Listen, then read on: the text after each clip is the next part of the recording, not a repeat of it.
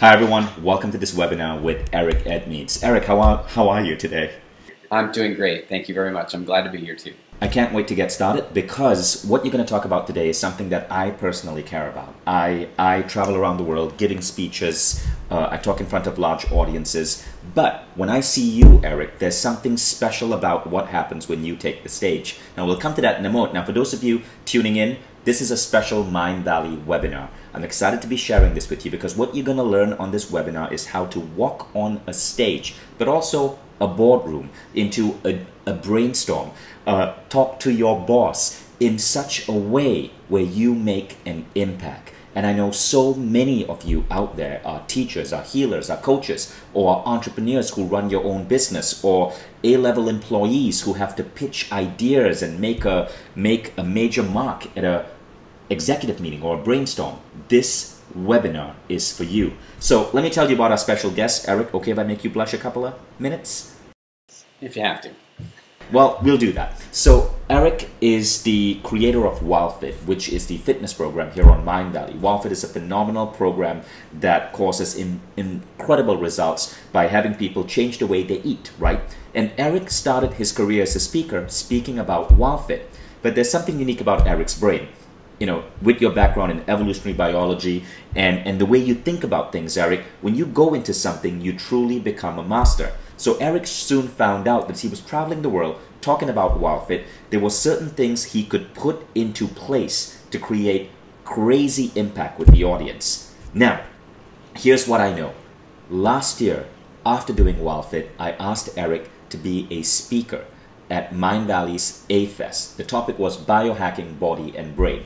So Eric was a speaker there on stage with legends in the field, from Dr. Mark Walham to Bulletproof execs, Dave Asprey, to JJ Virgin, all of these incredible names. And you know, I told Eric, look, you're going to be a guest speaker. I'm going to give you a 20-minute slot, and we'll see how it goes. So I put Eric on stage, and his 20-minute slot, he so crushed it, and he was on stage with some major heavy hitters. He so crushed it. On the final day of A-Fest, I was supposed to speak, and I'm like, Eric, you know, this is my conference. The audience here have seen me on stage many times before, but you did so well. Go ahead and have another 20-minute slot. So he got another 20-minute slot. Now, at the end of A-Fest, and we're all laughing about this, including all of the other speakers, when we got back our audience reviews, Eric was not just the #1 speaker for his first 20-minute slot, but his second accidental slot was the #2 highest rated presentation. You can see those presentations on YouTube. We made them available. But he won #1 and #2. Now, a couple of months later, Eric, of course, because he had so blown me away, became a Mindvalley author. And last month on Mindvalley, Eric ran the WildFit webinar.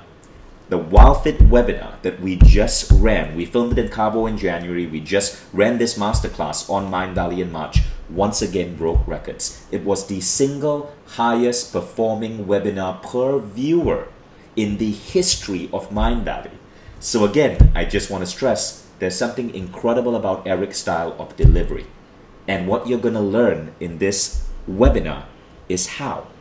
I asked Eric to do this for 2 reasons, Eric. First is, Eric is going to be teaching one of our most important classes at Mindvalley University. It's called Speaking Academy. And it teaches you basically how to use the skills of a speaker, not just to own the stage, but to make a point, to communicate, to persuade. These are skills that are so fundamentally important to your success in life that we wanted to ensure that our students in Mindvalley University got to experience this. So Eric's going to be teaching this in Mindvalley University. I'm also sending a lot of people from the Mindvalley team, Eric, so I'm really excited to have my executive team and many of my key leaders go through this as well. I'll be there as well. But we won't talk about that now. What we're going to do in this webinar is Eric is actually going to get you started with some of his ideas on how to own the stage.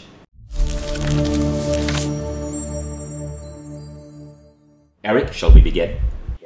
Absolutely. Vishen, I just have to say, I appreciate the praise, and more than that, I appreciate the opportunity.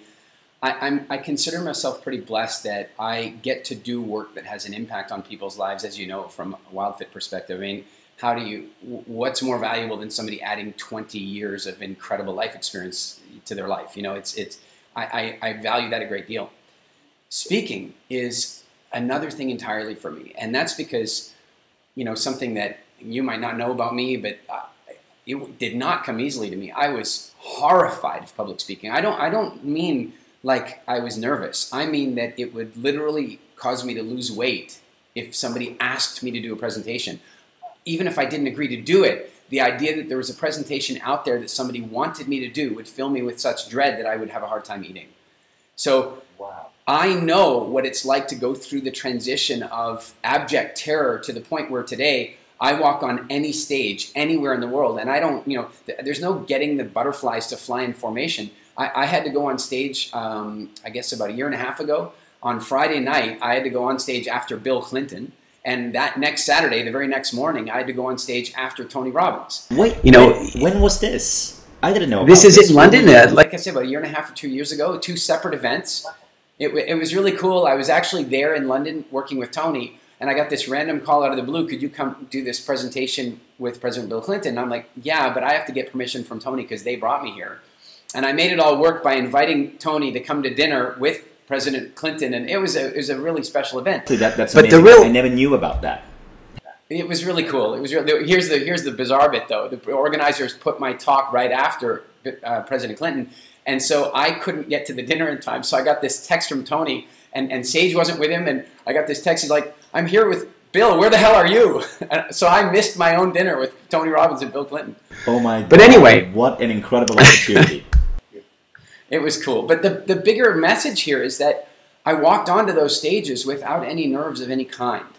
And I know that there are some people watching this right now where what I'm saying sounds impossible to you. Like, you know, where maybe the idea of not having nerves seems impossible. And I just want you to know it's not at all. It's absolutely natural.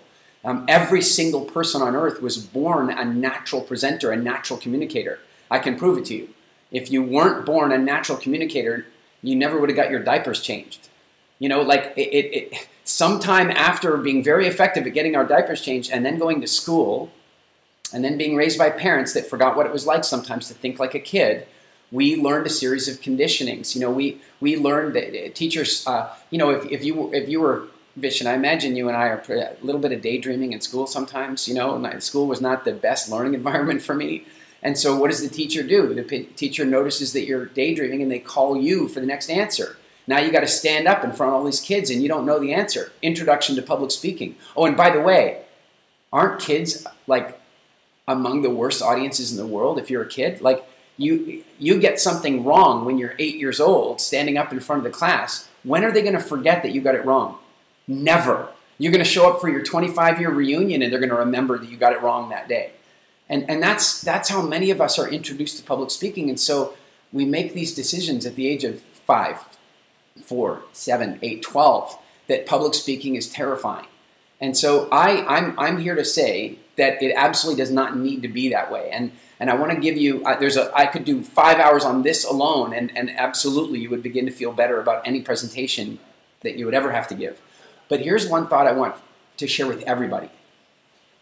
Why do you think people let the audience know they're nervous?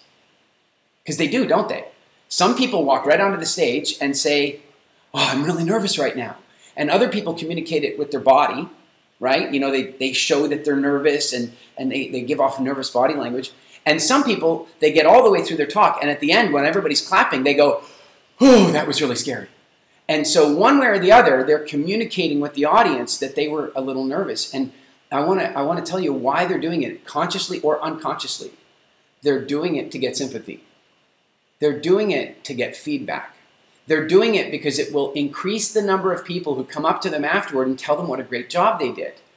That's the little child in all of us that wants that kind of attention. It's the little ego that's saying, "Hey, I need recognition because I put myself out here in jeopardy." But listen very carefully. If you do that, ever, if you show even the tiniest little bit of nerves to the audience, then you will not believe any of the positive praise they come and give you afterward. That's why so many people can get up and give an incredible presentation, have 50 people come and tell them how great it was, and yet still be nervous the next time. Because they showed the audience they were nervous, so in their head, here's how it would go. Somebody comes up and goes, oh my God, that was so incredible. In your head, you're going, you're just saying that because I look nervous, right? Sympathy doesn't count as valid feedback. So I could talk a lot more about a bunch of different tricks. Like, I'll give you some. Like, if you want to stop being nervous, there's two ways to use your eyes. One is where you focus intently on something, and the other one is where you gaze softly at something. When you focus intently, you create nervousness. When you gaze softly, you create relaxed feelings. This is an evolutionary design. You're meant to be that way. So the problem for most people, they get a little nervous, they walk on the stage, they start focusing, and they get more and more nervous. So like I said, we could go on and on about how to feel better about that. I'd rather do that with you in person one day because I can really, really unlock the inner communicator in you easily. For now, what I'd love to do is I'd love to answer for you one of the most common questions I get from any audience anywhere. And I want to frame how the question comes up. The question comes up because I'll often be on stage for anywhere from, say, 20 minutes, like Vishen mentioned from A-Fest, or sometimes, like, for example, I just now came back from Amsterdam where I was doing 10 hours a day for 6 days in a row on stage without using notes. And my most common questions are, how do you construct a talk that creates broad spectrum appeal that the audience really likes, and you're not sitting there using notes and you seem to remember the whole thing? How do you do that? And so I want to share with you right now exactly how I do that. I hope that sounds good. Now, you said a really interesting word there, broad spectrum appeal. What is broad spectrum appeal? Broad spectrum appeal is something we developed in our speaking academy. But the reality is what it really means is that out of an entire audience, whether there's 10 people, 100 people, 1,000, 10,000 people, there are some speakers that will resonate tightly with a small segment of the population. And then there are other speakers that will resonate with a larger percentage of the population. But what you really want to aspire to, in my opinion, and Vishen, you have this all day long. You certainly do, but it's a rare thing. And that is that you can walk on a stage and talk about almost any topic and still have broad spectrum appeal because the delivery communicates to the audience in a holistic way. They hear it the way they want to hear it. So you can even talk about controversial things, but they like the way you're communicating it. And so in surveys after the event, you'll have a very high percentage of the audience saying, wow, I really like that speaker, even if the topic wasn't for me, right? And so I can tell you that, I never knew that conferences used to do this whole exercise of surveying to find out which were the more, and I'm not doing this out of any sense of competition, so I don't really care so much about that. And my promoter in Estonia, who's by far and away my favorite live event promoter that I've worked with, he's Roland, he's a phenomenal guy. And one day he came to me and he goes, I want to work with you even more. And I said, why? I'm glad, but why? What motivated this now? And he goes, because I've contacted every major conference you've spoken at for the last 2 years, and you were the #1 rated speaker at every single one of them. Wow. Yes, and as an organizer of these events, I can vouch for that. You were the #1 speaker at that A-Fest where I put you on stage. But that's what I'm trying to figure out. Why? How? Because I watched your speech and I thought you were incredible. But I also thought other speakers were incredible. But why is it that from those audience surveys, you always score #1? That's what I want to learn because I want some of that. All right. Well, first thing is we have a limited window here, right? Come spend 5 days with me and I'll change your life. That said, let's go into one of the core things. And that is, how do you construct an entertaining, engaging, broad spectrum presentation where you don't need notes and you can flex your time? So let me give you a practical example. I went to Manchester, England to do a talk at a conference there. I arrived, I was booked for 45 minutes, and then this woman comes up to me, and she's the organizer, and she comes up to me, and this is the look on her face. She kind of comes up and she goes, Eric, there's a problem.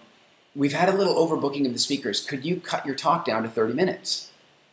Now, Vishen, you organize great events. You curate extremely well. You've worked with some of the top, most amazing speakers in the world.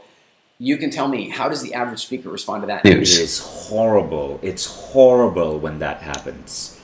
It is. It's absolutely horrible. And I've seen world-class speakers, massively international, best-selling author speakers, melt down when that happens to them. I've seen it happen. I did something different. The woman says, well, you know, I need you to cut it down to half an hour. And I just simply did this. I said, no problem. She said, what? I said, no problem. She goes, really, no problem? Which means if I pushed, I might have been able to get her to change her mind and take somebody else's time down. But no, I said no problem. I meant no problem. She goes, okay, and she walks away. So I grabbed my laptop to take out some of the slides because I'm just going to cut my talk down. I'll show you exactly how in a minute. So then she comes over to me, and I notice she's talking to one of the other speakers, and the speaker's in a total sweat, like he's freaking out about something. I don't even know what it is. And I have this, I'm very empathetic, so I can actually feel his stress from 50 feet away. And then the promoter, she comes back over to me, and she goes, Eric, I notice you're using a Mac. Yeah? She goes, he uses a Mac, but his Mac just died. He has his presentation on a thumb drive, but we only have Windows. Could we borrow your Mac? Now, problem. If I give her my Mac, I can't change my slides, which means I can't change my talk, which means I can't use my slides in my presentation. Again, most speakers that use slides, or many anyway, are dependent upon their slides. Never do that. Slides should only ever be a beautiful accent to what is already a finely crafted presentation. Slides should never be a crutch. So she says, can I use your Mac? I go, I close it, hand it over, no problem. She goes, well, don't you need to change your slides? I go, yeah, but I'm the speaker on right after him. I don't have time. He needs my Mac right now because he was using slides as a crutch. He needed them, right? So they hand over the slides. They do his thing. He's grateful. He finishes. I walk on stage. I'm now only 30 minutes when I was supposed to be 45. And you know how it is, Vishen, you're up there on the stage. They show you the 5-minute warning when you got the 5 minutes left, right? Then when I had about 1 minute left, they showed me the 5-minute warning again. And I was like, well, hang on. Do you think I didn't notice the first time? Or do you want me to keep going? I really didn't know what to do. But from the look on the person's face who was holding the sign, they were kind of doing this.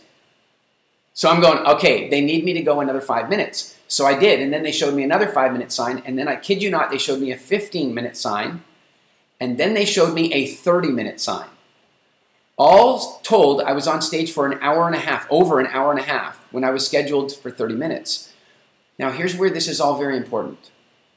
The audience never knew. They never knew that anything was wrong. That's what the organizer wants. Now, also consider this, and Vishen, you'll be well aware of this organizing conferences. If you have a choice between going to all the other speakers and saying, hey, one of the other speakers missed his flight and he's supposed to come on right after Eric, but he can't make it, would you rather go and ask some of the existing speakers, whether they've already been on stage before, whether they're due to come on stage, could you go now? Or would you rather leave me on stage with no communication at all that I suddenly just have to eat up an extra hour? Right? It's clear. But she went around to all the other speakers, and the ones that had already been on stage are like, I already gave my talk. And the ones that haven't been on stage yet, I'm not ready yet. So she had no choice but to leave me up there for an hour and a half. But again, the audience never knew. And a year later, to give you this to you in practical application here, a year later, about 2 years later, I was doing a tour in Europe. And this woman had another conference going on, and my team found out about it. They contacted her, and they said, hey, Eric's doing a European tour. Should we see if we can line it up? They tried to. The dates didn't work by 1 day. By 1 day, the conference was conflicting with my existing schedule. 15 minutes later, the woman called back, and she said to my team, I just met with the board of advisors of our conference. We called the venue, and we were able to secure the room for an extra day, and we're extending the entire conference by an extra day just so that we can have Eric come up to Manchester. Now, I'm not telling this out of any sense of self-grand, it's not about how great I am. It's about what this really means, the practical application. As a speaker, you want to get booked, and many speakers make the mistake of feeling like the audience is the client. The audience is not the client. The organizer is your client. The promoter, the producer, the person running the event, they are the client. And so anything that you can do to make their life easier is going to get you booked again. Anything you can do. If they say you need to go longer on stage, shorter on stage, move your time slot, anything you can do where you can just say, hey, no problem, then you're going to become the easiest person in the room, and they're always going to want to do business with you again and again and again. And so I'm a big, big fan of that. So let's talk about exactly how you can be that flexible, how you can design talks that are, first of all, easy to remember. In other words, you don't need any notes, that are super time flexible, which means if somebody wants to shave half an hour off your talk or 10 minutes or add half an hour on, it's really easy for you to do that. So let's talk about how to do that. And the best way to do it is through an example. I just want to state, Eric, now this is for the people who are watching. This is one of the most interesting things I've noticed Eric does. And it's something I want to learn, which is why I asked Eric to come on this webinar. And again, this webinar, there was no preparation. I literally asked him if he was free for this particular time. We started the conversation, and 5 minutes after saying our hellos to each other, he's just started teaching, right? But I've noticed this magical quality about you, Eric, which I see in very, very, very few speakers, maybe only the best, like Tony Robbins. I can give you a 20-minute slot, like 3 hours from now, and give you like a vague topic, and you'll be able to get on stage and dazzle the audience. And in the last time this happened, that talk was voted one of the best talks of the conference. But I can also give you a 40-minute slot and then go, oh, Eric, we're having an issue here. Can we cut you down to 20 minutes? And you don't break a sweat, and you deliver that talk in 20 minutes. And again, absolutely crush it. I want to understand it, because that's one of my weaknesses as a speaker. I'm tied to slides. I'm tied to a particular time limit. I can't shorten my talk or extend it much. That's my weakness. Many of you may want to learn this as well, so I can't wait to see what you're going to share with us next. Cool. Yes, this is good stuff. It's fun. So first of all, let's just use a quick metaphor, right? Incidentally, metaphors are fantastic on stage, because very often when you want to teach something or show something to an audience, what you have to do is find a universal experience that they already understand and show the likeness, right? So consider for a moment, let's say Vishen and I decide we're going to hire the Rolling Stones for the next A-Fest. Okay, there they come. They're coming along, right? And then we tell them they've got to be on stage for 40 minutes to perform. Great, no problem. Do they need to rehearse? No, absolutely not. What if we ask them to add 15 minutes? No problem. What if we ask them to cut 15 minutes? No problem. So what do they have that most speakers don't have? They have a very powerful distinction, and that is, we don't design a presentation, we design a set. Okay? So this is the issue. We don't design a talk, we design a set. And let's talk a little bit about human memory for a minute here. So we have a number of ways that we can memorize stuff. One of the ways is through like memory chains, where we anchor things together. For example, A leads to B leads to C leads to D. But if you ask somebody what comes after L, they're like, A, B, C, D, E, F. They have to go through it to get to M, right? And so when we use linear memory, we create a problem, and that is that our talks become inflexible, right? So if somebody creates a linear talk where they were going to lead from point A to point B to point C, then what happens is, if for some reason they have to cut something out, or if they forget where they were going, they now need notes, they need slides, they need something to hold them together. So that's a challenge. Whereas if we build a set, what we can do is build a set which is really made up of songs, and in our case, songs are stories. They're always stories. Now this is absolutely key. Information relayed to people as facts never creates a memory unless the fact in and of itself was so important to the audience that it generated an emotion. Right. A fact on its own will never be remembered unless the fact on its own can generate an emotion. But a fact delivered as part of a story changes everything. It changes everything. So let me give you an example, because people go, yeah, but Eric, you tell all these stories about hunting with the Bushmen, and I don't have stories like that, and I don't know what to do. Yes, you do. Maybe not hunting with the Bushmen, but you have life experience. You've had feelings, and therefore you have stories, and we'll talk about that in a moment. But let's delve into what I mean by storytelling.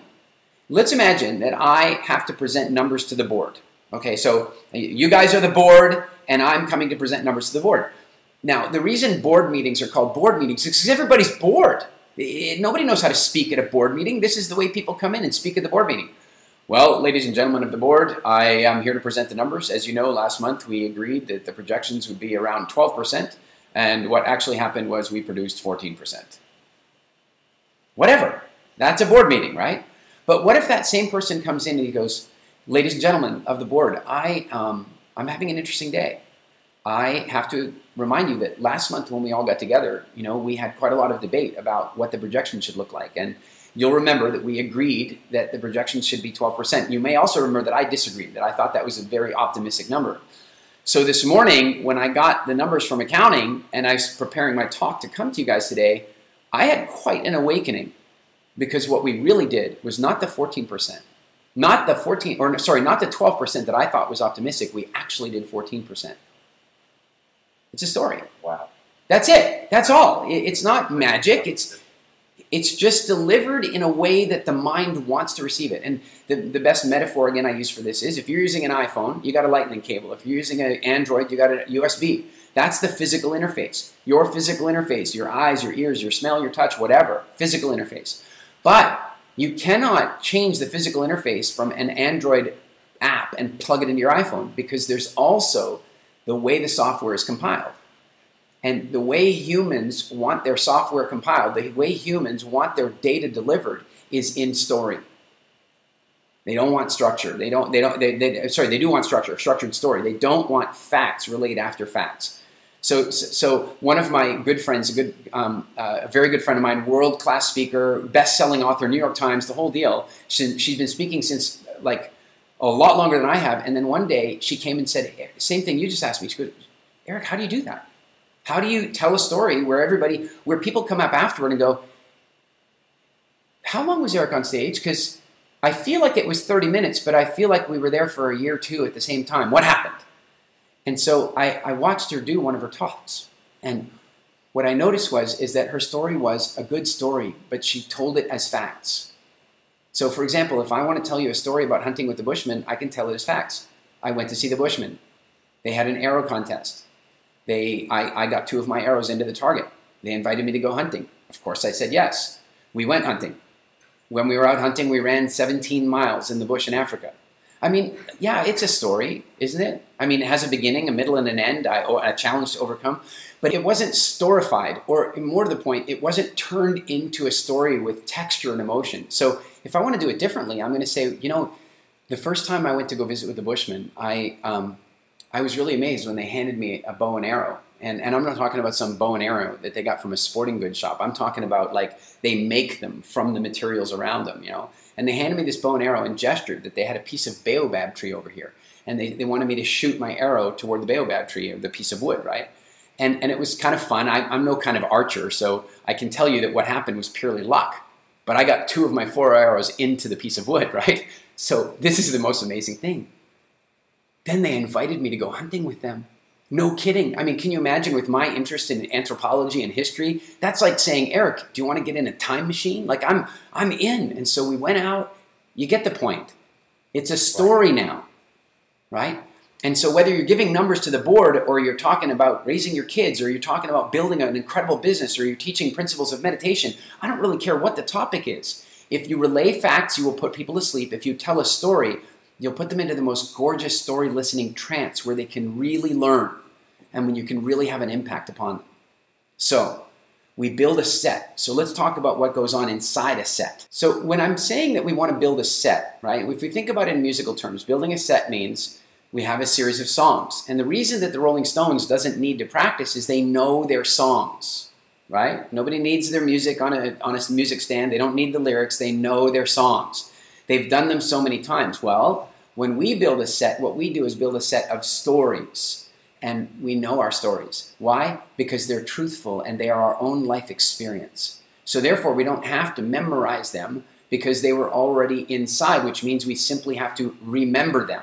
There's a vast difference between having to memorize something and just simply remembering it. The talk, the bonus talk, the kind of unplanned talk that I did at A-Fest that time, all that happened there is, Vishen, you remember, you said to me, hey, do you want to do this extra 20 minutes? And I even asked you, I said, what do you want me to speak about? And you blew me away. You said, anything you want. And so what you don't know, or maybe you do know at this point, because I think we've talked about it since, but what you didn't know at the time was rather than pulling out some topic that I had done many, many times, I took a topic that was really close to my heart that I'd been working on for a year and a half, not as a presentation, but as a book. In other words, I delivered a talk that I had never delivered before, ever. And that's the talk that I delivered, which ended up, being so highly received by the audience. Why? Well, I had told the stories inside the talk before. I knew the stories. I had lived through them. So I didn't have to memorize anything. All I did was use the formula that I'm about to show you that made me be able to build a talk in a heartbeat that I could then deliver and create this broad spectrum appeal. So remember what I'm saying is that we build a set. In fact, I can show you exactly what I mean by this because some of you will be familiar with mind mapping. Well, I use something similar to mind mapping that we call speech maps. And if I can find one here for you, there we go. All right, so what you can see there on the screen beside me, or instead of me, I'm not sure how it's displaying for you, but what you can see on the screen there is a map, right? And in the middle of the map, in this middle section here, we would put the topic, right? We would say, okay, this is the core topic. So for example, many of you have seen me speak about WildFit. Maybe the topic is WildFit. Then at the top here, the first story, the first section here is not a story. It's something we call an F15. It's the first 15% of your presentation. And it's a metaphor. The F-15 fighter plane requires more fuel for liftoff than for the rest of its sortie. In fact, on a short sortie, an F-15 can use more fuel just in takeoff than on the whole flight. So too should you. When you're preparing a talk, know the lion's share of your effort should be in the first 15% of your talk, because it's that 15% where you're making your first impression, establishing rapport, getting the client's expectations set, basically setting the bar for what you're about to deliver. So your F-15 might have some features inside it, like a cute, funny little story. Look, even the most nervous people will tell you, get the audience to laugh, and the nerves are cut in half, right? So if we grab a canned story, a story that we know that predictably creates a laugh, then we can stick it right in there. I think if I remember correctly, one of the ones I used at A-Fest was a really funny story where Tony Robbins told me, or first invited me to speak at one of his events and was not planning to introduce me because he didn't know me. And what if I bombed, right? He didn't want to be attached to that.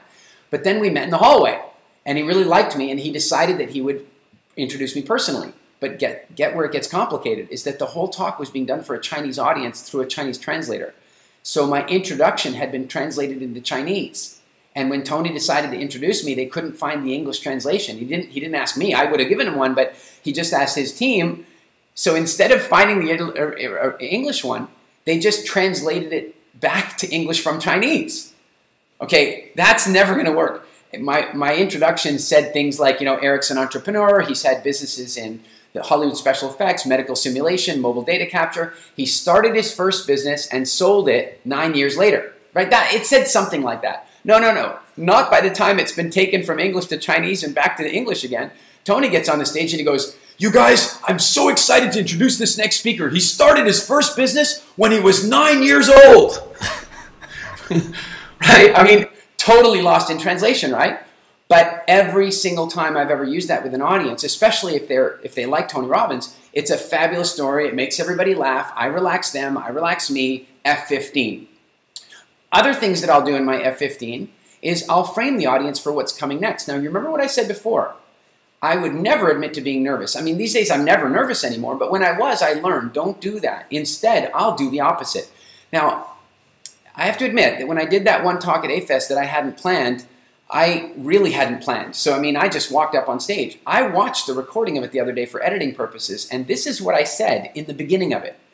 I actually said this on a talk I've never delivered before in front of an audience that I barely knew, in front of a producer that I was doing my first event with, Vision. I walked up and I said, "You guys are going to really enjoy this talk. In fact, it's going to be important. You will probably remember it for years to come." I mean, what was I thinking? I mean, that's the opposite of walking up and going, "Hey guys, I'm nervous." And by the way, if you start your talk like that, and then people come and tell you how good it was, you believe them. You do. But more than that, you get them listening. Because I made a claim, and then I delivered upon that claim. Now, I'm not saying you should stand up and say that before every talk, but what I'm saying is you strategically think about the first impression. And that's your F-15. You spend more time on your F-15 maybe than on any other part of your talk, except potentially your L-15, which is your last 15, depending on what your objectives are. Now, let's say you've got your F-15 all sorted out. You maybe got a little funny story you want to tell. You want to acknowledge the audience for being there. You want to let them know, "Hey, I'm here to deliver. I'm going to give you lots of value." Great. Now you move in. And now you'll see on this map, you tell a story and you make a point. You maybe make 2 points in this case. The point is that you use a map like this. I will actually draw pictures in here. So if this is WildFit, this here, I would have a big R in here for recovery. It's my story of recovery, how I was sick and how I recovered. And the point would be how curious that made me about the way medical school works and why it was that my doctor had never studied food. Why it was that my uncle, who had spent more than 8 years in medical school, had not studied food in any of that time. I became curious. You see, I tell my story, I make the point that I was curious. Now, here's the thing. I can just walk up and say to the audience, I became really curious about this stuff, but that's a fact. But if they understand my emotional journey, then they understand that my curiosity was an honest curiosity, a hard-won curiosity. And then they, and this is where it's really important, they share the curiosity because they shared the emotional experience. They too become curious. Now, as a speaker, what you're really trying to do is evoke emotions in people. That's your job as a speaker. Yeah, you may have secondary jobs like teaching them information or influencing them in some way, getting them to vote for you, raising money for your company, getting them to be more green in their living. Whatever your purpose is in speaking, you may have that. But before you can get to that end goal, your first job is to get them to feel. And so you tell a story that has real emotions in it. That leads to the conclusion. And the conclusion was, wow, I was really curious. Then I tell the next story. The next story was how my grandfather was an archaeologist and discovered the oldest Homo sapien skull. And so I became really interested in human history and the life, I wanted to know what life was like back then. And then I got to go visit with some Bushmen. What was the point? The point was that I went to go live with some Bushmen and I got to experience what life was like early on. So now I've got this burning curiosity about health and food. And then I went to go stay with Bushmen. And you can see the next story is going to be how I married those two things together, right? Now, I don't want to go through that whole talk because that's not the point of this. The point of this is that I know that when I've told story number one, right? I know that when I've told that story, I know how long it takes to tell that story. Could be 5 minutes to 10 minutes. I can tell that story, actually that particular one, the recovery story, I can tell it in less than 5 minutes, but I can also tell a 30-minute version of it if it's the right audience and I've got the time with it.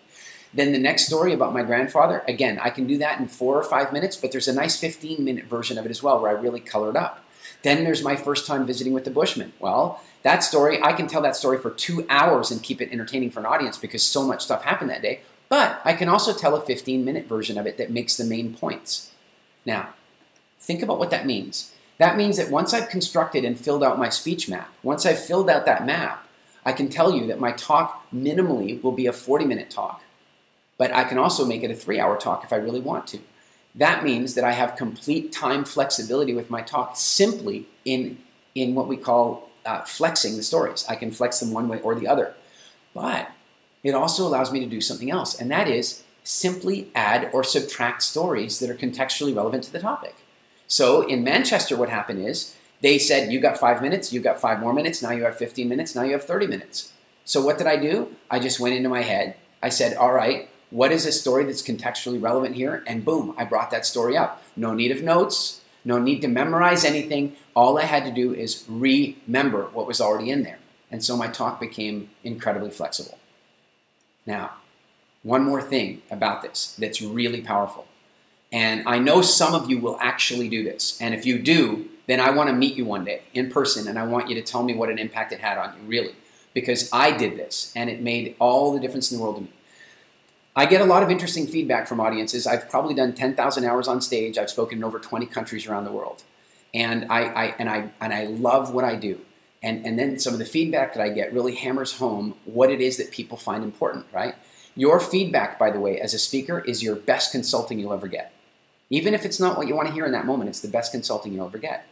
And one of the pieces of feedback that I get from my audience is, Eric, you seem to have an inexhaustible supply of stories. Where do they come from? All right, so where do they come from? Life.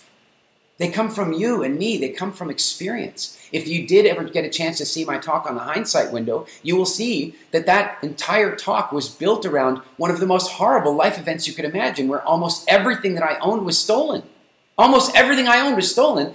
And while that was happening to me, I realized I was living in a story that I would probably one day want to tell on stage. And so it engaged my memory to pay attention to the texture and the details and to influence the ending.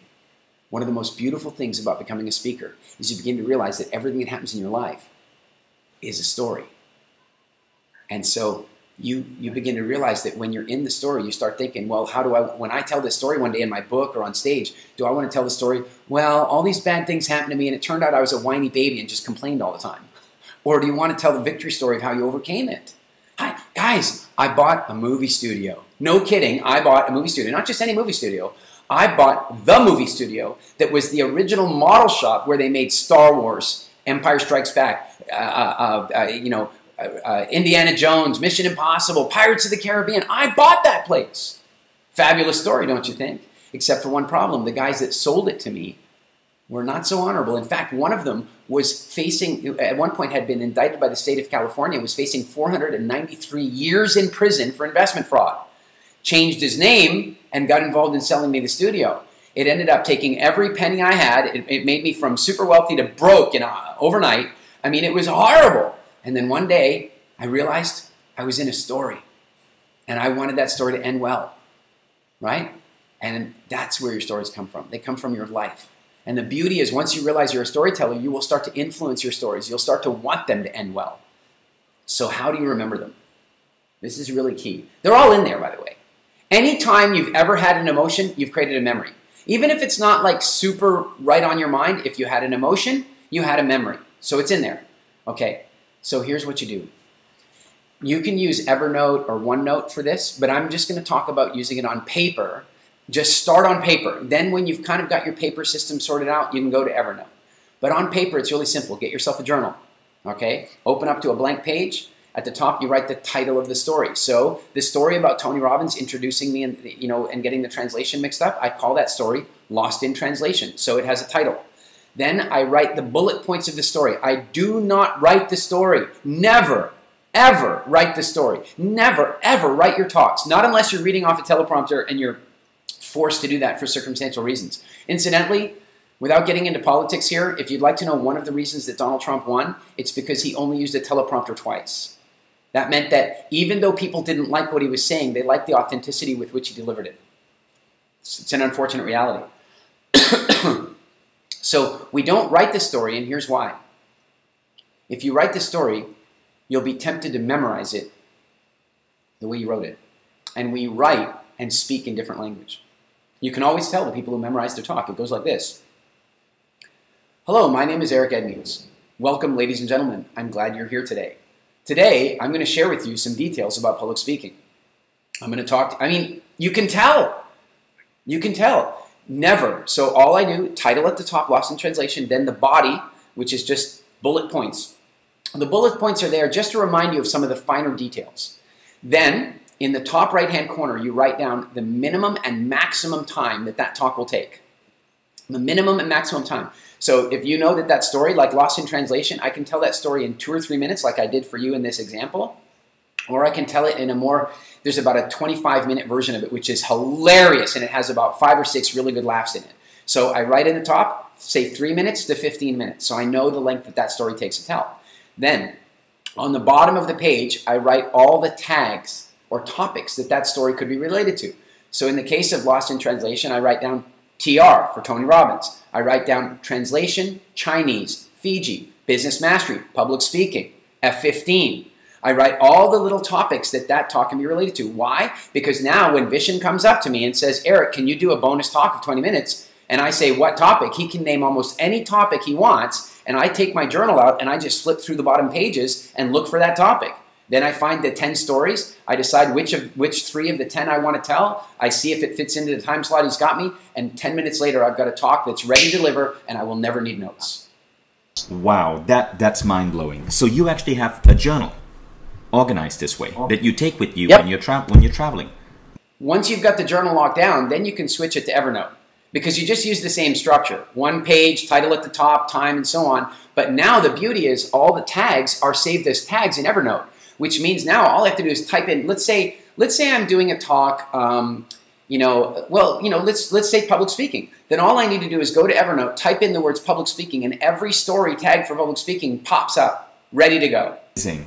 This is so freaking useful. I wish I had learned this like 7 years ago when I first started speaking. This is really, really, really cool, Eric. It's probably one of the most valuable things. I was organizing my talks based on keynotes. And Eric, I just want to thank you. This is some really powerful stuff. But at the same time, we're also running out of time. I would love for us to be able to wrap up this bit, just so we can stay in our allocated time slot.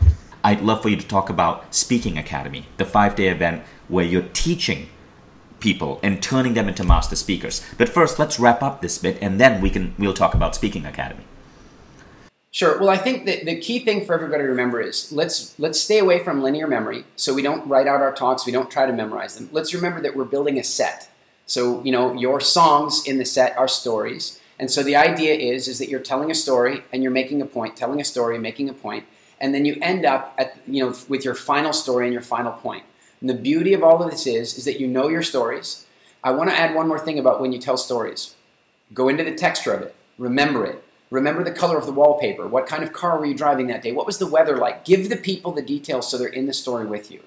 And then you will find that your memory engages, that you're way more passionate in your delivery. And then using that system, you will never need to use notes ever again on stage. And your talks will become incredibly time flexible. So that's the key lesson from today. It's called speech mapping. Beautiful, beautiful. And I love that diagram you put up. One quick question about the diagram. You mentioned F15, but I see it ends with an L15. What is the L15? You're right. The L15 is your last 15, and that's the other place where you should really be putting your attention. Now remember, everybody has different, there's a whole workshop that we do that's called Strategic Objectives for Speaking. And what that means is that most speakers kind of walk on stage with like 1 or 2 objectives, right? Like they do, I want to sell something, or I want to promote my book, or, you know, or I just want to get a standing ovation, right? Like they have this one objective. I walk on a stage at all times with around 10 or 12 objectives before I've walked on the stage. So I will tell you, and I think you've probably heard this story secondhand at this point, but when you asked me to come to Mindvalley and speak, here's what I was aware of, that you were cutting yourself down from 80 authors to 15. So I knew you were not necessarily looking for new authors, but I walked on that stage with a strategic objective of becoming a Mindvalley author. It was in my mind, right? The reason I mention this is that when you know what your objective of giving the talk is, it formulates or it helps you to formulate the talk to achieve those objectives. Your L15 is where you tie those things together. So for example, if you have a primary objective of selling something, or a primary objective of getting people to vote for you, or a primary objective of getting people to commit to using less plastics, the L15 is where you're going to create this unbelievably solid landing where people go, boom, I'm different. And I will remember this talk, and I will take action based upon it. That's what the L15 is all about. I see. That's beautiful. And I bet you go more into the L15 and you deconstruct that in the Speakers Academy. So let's talk about the Speakers Academy. So here's the deal. We've actually launched a new university here at Mindvalley to compete with 4-year business degrees, which I think, 4-year college degrees, which I think are no longer going to be relevant within the next 5 to 10 years of humanity's evolution. So our first campus is taking place in Barcelona. And for those of you who haven't heard about Mindvalley, it's a little bit of a unique model. You don't go to a campus for 4 years. You go for 1 month of the year, then go back into the real world, come back 1 month. Eric is teaching one of the most important classes in that university. And we are excited about bringing this to Mindvalley because Mindvalley is about teaching people the skills that really make them lead extraordinary lives and the ability to communicate ideas, to speak, to get on stage, to speak to your peers, to your boss, to make a point at a board meeting or a business meeting are some of the most crucial skills to get ahead in life and work. And Eric is a master of that. That's why he gets Best Speaker Awards at events he speaks at. That's why he currently holds the record for Best Performing Webinar in Mindvalley's history in 10 years of us doing these online masterclasses. So Eric, I'd love to get an idea what is going to be covered. Wow, so much. Let me start with this. There is a phenomenon referred to as the stage effect. The stage effect is a state. It's an attraction that an audience gives to a speaker. In other words, and it doesn't have to be a speaker, a singer, a speaker, a musician, a comedian. Anybody who puts themselves on stage is, in effect, putting themselves in some form of jeopardy in front of the audience. And just for doing that, the audience will give them some attraction. It's a instinctual looking up to alpha. Now, when somebody's on the stage, the way they can take that stage effect, well, the way they can magnify it is through this formula.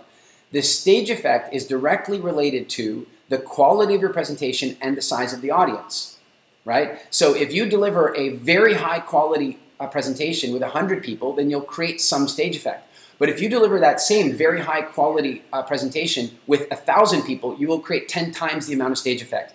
To give you an idea of what this means in tangible terms, when I do a talk with 100 people, the audience will always come and talk to me. When I do a talk with 1,000 people, many people in the audience are afraid to come and talk to me because the stage effect has engaged to the point of celebrity. Now, I'm not saying that I enjoy that. I'm saying that it has practical application because it affects what you can charge for your various products and services you're selling. It affects whether people vote for you or don't vote for you in a political arena. It affects whether people will follow you on your mission. So one of the key things that we cover in the Speaking Academy is how to generate very strong stage effect, where the audience says, I want to know more. I want to do business with you. I want to vote for you. I want to support you. Now, how is that done? Well, the structure of the program is that over the space of, and let me just back up. Most people are aware of the stage effect in some way. Most people get that the speaker on stage or the singer on stage has a kind of unfair advantage. But I want you to really think about what that unfair advantage means. Let's imagine you have 2 coaches, 2 business consultants, 2 orthopedic surgeons. I don't really care what they do for a living, but they both go to an industry event, you know, for networking purposes. One of them works very hard, has pockets full of business cards and exchanges them for new business cards and meets many, many, many people, meets tons of them and warm handshaking, but 5 days of hard work and they meet many, many people. But then the other one walks up on stage and speaks for 20 minutes, half an hour, entertains, engages, makes them laugh. That person does not need to go out and meet anyone because everyone comes to them to meet them. It's a completely different type of attraction. But consider it like this. The first one calls some of the people that he or she met. Calls them. Hey, we met at the event. Yeah, no, do you remember we were over by the thing with the Starbucks over there? Yeah, I was wearing the blue suit. You know, you meet so many people at a conference like that, it's very hard to be memorable. But if the one who was on the stage calls the people that he met, or that she met, they call and go, hi, it's Eric. Yeah, from the event. This is the reaction. You mean Eric from the present? You're calling me? It's a completely different attraction. And I want you to consider how that impacts your ability to close sales or even the pricing you set for the services you offer. The stage effect is an unbelievably unfair advantage. It speaks directly to our DNA as a person, that when somebody stands up and tells stories in a powerful way, they are naturally attractive to us. So if you're not going to go get this, please pray that your competitors don't, right? Because it is an unfair advantage. How will we give it to you? Well, this is kind of a cool story. I was teaching a business program in Stockholm about 5 years ago. And I mentioned this stage effect. I mentioned the unfair advantage that you create by being a great presenter. And the audience derailed my business seminar. They derailed it. Every question they asked for the next 3 hours was all about speaking. I kept saying, look, this is not a speaking workshop. This is a business workshop. So stop it. Next question. I go, yes, you have a question? Yeah. Eric, I know that you want to get back to the business stuff, but could you tell me about this thing about speaking? No! And they rebelled. They took over the seminar. All they wanted to know was about speaking. That night they came to me and said, Eric, what would have to happen for you to teach us speaking? And I said, I don't do that. I do it one-on-one for high-level clients, but I don't do workshops like that. They go, no, that's not what we asked you. What we asked you is what would have to happen for you to do it, right? So I gave them an impossible list of criteria. I did. I said you'd have to get 30 people signed up. You'd have to get a venue booked. It would take 5 days to really make this happen, et cetera, et cetera. And you'd have to do it all by tomorrow morning because I'm leaving and I'm going home to the Caribbean. And if we don't have it done before I leave, I'm not doing it. I was trying to say no nicely, right? The next morning, 30 people, venue, all done. And this is what I want to tell you. My wife, she is incredibly quality-centric about our products, even more than I am. When I came home and told her that I was going to be doing a speaking academy, she goes, Eric, you do health stuff at a world-class level. You do business content at a world-class level. I've seen you coach one-on-one speaking and you're very good at it, but can you really deliver a workshop for 30 people at a world-class level? Can you really do it? And this is my answer to her. I said, look, you know how workshops are. There's going to be 30 people there. I said 5 of them will have life-altering transformations.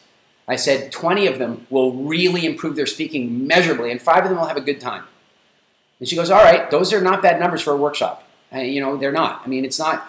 We did not experience that at that workshop. We experienced 25 people having life-altering personal breakthroughs on that program. One of the guys came to the program. He was an accountant with less personality than an empty paper cup. And by the way, he would be okay with me saying that because it was totally true. He has since won 3 comedy championships at Toastmasters in Sweden. Comedy from champions. Zero personality. Yep. He's a phenomenal speaker today. And so are many of my clients. And so how we do it is really... Is that something you're teaching? Is that because I thought you were teaching public speaking? Were you teaching him how to develop a sense of humor as well? We're teaching how to be you.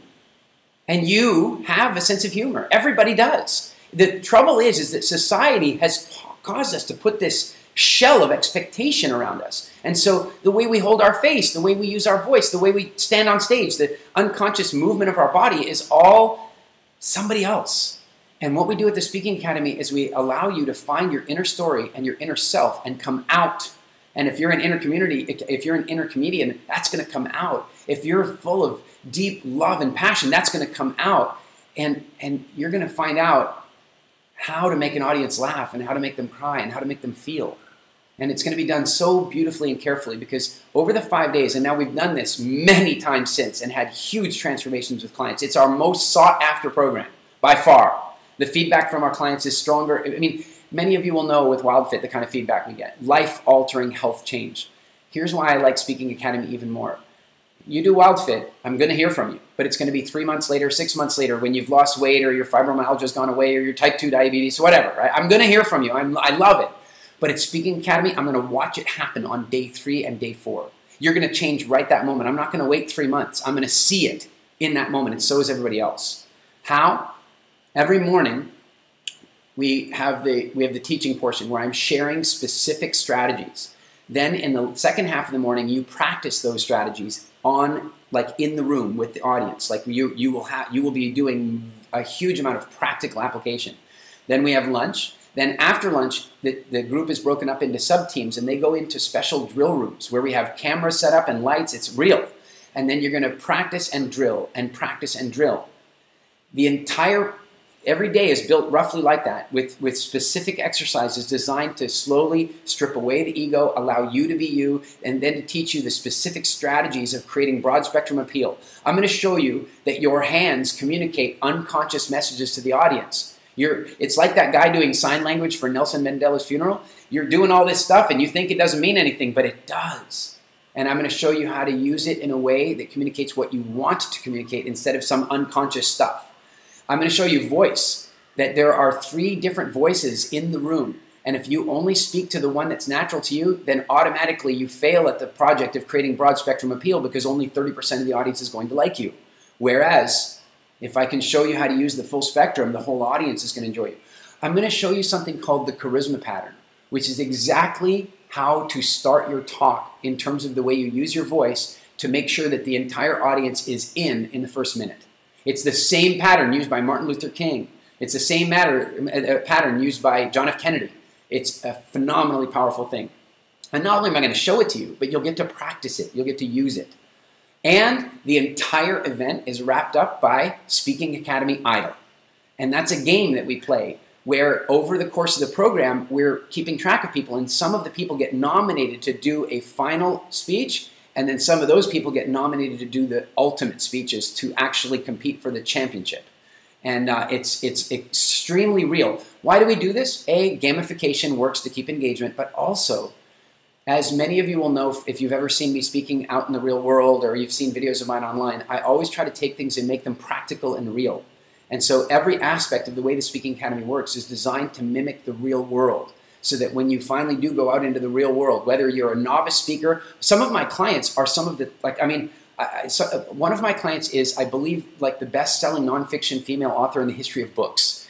So whether you're coming to me as a brand new, I'm terrified, or no, I just want refinement, no matter what, when you step back into the real world again, it won't be, I learned some new stuff that I now have to force myself to try. It will be, I've learned some new stuff, I've done it, I'm good at it, and now I'm going to use it. Right. And I'm so excited about this. And guys, I want to say, if you are uncomfortable speaking, this is for you. if you are a professional speaker, this is also for you. And Eric, since my book came out last year, I've been getting incredible speaking gigs like all around the world. I've been invited to speak in San Diego, in Romania, in Lithuania, in Germany, in Colombia, all in coming months. And I know that even if I can improve my speaking ability by 10 to 15 to 20%, that's a massive, massive, massive impact on my life. But I know that a lot of people whom I work with, my employees, my friends and family, as well as others who are going to attend this seminar, have never given a public speech before. And this is going to completely transform their lives. But one question I have, Eric, is I know some of the people attending, and I am like this as well. We're introverts. Is this going to be harder? Because what just freaked me out is that I can get on stage in front of 1,000 people, no problem. You put me in the room with like 5 or 10 people I know, and you ask me to give a speech or tell a story, and I freak out. Because with 1,000 people, my introversion doesn't bug me, right? But in a room of 10, it's different. How is this going to work for introverts? Well, first of all, Vishen, I'm an introvert. I am. I know that on stage it does not look that way at all, but I am. Think about the way I live. I live out in the middle of the islands, nowhere near people. You know, I am a total introvert. I'm just a situational extrovert. So there's a couple things I want to share with you. First of all, introverts have a massive advantage as speakers, a massive advantage. And it is this: extroverts want attention. And so they will often let their talks go over late, which annoys the producers. It gives too much value to the audience. Then the audience doesn't need to buy their book anymore because they learn it all anyway. So extroverts often give away too much. Basic law of economics: if you would like to increase demand, you must reduce supply. So introverts naturally reduce supply. And so as a consequence, they create more demand. So being an introvert is the perfect, like it's a big advantage as a speaker. Look, for all you extroverts out there, you and I both know being an extrovert and a speaker is a great combination. I'm just saying, to the introverts out there, it's a huge advantage for you. Here's the other reason. Vishen, I suppose you're like me. We go to events like you and I. We're both members of TLC. I'm not like, I've been a member there for 5 years or now or something. So now when I show up, there's never an alone moment for me anymore. But when I first got there, it was like, oh, what table do I sit at? Who am I going to walk up and I'm an introvert. I'm not naturally outgoing until the first time I took the stage at TLC. You see, the hack, the life hack for introversion is public speaking. That's it. That's it. That was one of the reasons I started A-Fest. It was that life hack for me to connect with people because it was hard for me to do it in a social setting. You're right. That totally makes sense. Now the other question is, what about if you don't want to be a public speaker? How will this help you in life? This translates all over the place. First, let me do a 2-for-1 here, because you're talking about like when there's 5 people, I'm afraid. When there's 1,000, I'm not. There are things that you do inside your mind that generate that fear, and I'm going to show you how to stop them. I did a talk once, and this is where this relates to the second part of your question. I spoke for the Westminster chapter of the YPO, I don't know, 4 or 5 years ago. And when I got there, I was like, well, what do you want me to speak about? And they said, we just really want you, you're so well known for saying words and changing people. You're so well known for being able to actually stimulate change in people. So could you come here and talk to these guys about behavioral change and behavioral change psychology?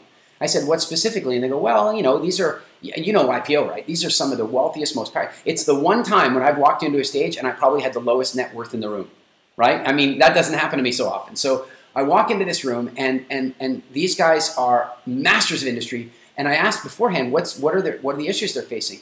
Health, relationships, right? This is the big issue for them. So I'm talking to this one guy and I find out, guess what? Totally motivated to work every day. Totally motivated. Doesn't have to give it a second thought. Can never motivate himself to go to the gym. Just can't do it. You, totally motivated and comfortable with 1,000 people. Not so much with 5. What if I could show you that I mapped his motivation strategy for going to work, and I mapped it across to going to the gym to the point that he did not want to sit and listen to the rest of my talk because he wanted to go to the gym. Right. And by the way, I checked in with his buddies and he was going to the gym from then on. And so I'm going to show you the same thing. I'm going to map your strategies for feeling comfortable with 1,000 people over to your strategies for 5 people, and then they're going to be the same for you. That would be insanely useful for someone like me. Yeah. Okay, so final question on Speakers Academy. So you're going to show people how to own the stage, how to transform themselves into a remarkable speaker. But the big issue that many people have is, how do you get booked as a speaker? Yeah, that's a big thing. You know, it's tough these days, right? Because you need to be you need to have photographs of yourself on stage. You need to have video of yourself. Like when I started speaking, you could kind of get away without that stuff because back then getting a video was really complicated. So many speakers didn't even have a video. But not anymore. If you don't have a video, you're not a speaker. So there's a couple things to bear in mind. We are recording the event, and you will have the opportunity with your own iPhone to take photographs and get photographs of you on stage in front of an audience, and even take little video clips of you on stage in front of an audience. So the first thing is you're already going to be helping yourself build a nice speaker bio, which, by the way, means that when you show up, you probably want to dress sharp and be professional so that those photographs can look really good for you on your website and your promo videos and so on. The other thing I want to share with you is that there are some specific things you can do in each talk that will help you get the next talk. Now, you heard Vishen say, look, you know, after I wrote my book, I got all these invites. Here's one of the things that puzzles many of my friends. Many of my friends are among the top, you know, selling authors in the history of books, right? What's amazing is the profile that I've built as a speaker all over the world, speaking in over 20 countries, I don't have a best-selling book. And that's usually the big vehicle, right? What I'm saying is that there are things, a book can really help somebody, but what helps even more is understanding how to operate yourself as a speaker so that every talk turns into the next invite, so that every talk turns into the next promoter that says, yes, I want you to be there. And I'm going to show you how to do that. And I have a special message for you if you're a woman. It's a special message. The conferences out there in the world, you've been to them, right? It's men, men, men, men, men on stage. There are rare conferences like AFES that manage to get a much better combination going on. But out in the real world, out there in the world of corporate speaking, where many of us will want to be, out in the world of, you know, conferences and trade shows and that kind of stuff, it's men after men after men on stage. And you might think that that's because the organizers are being sexist. It's not.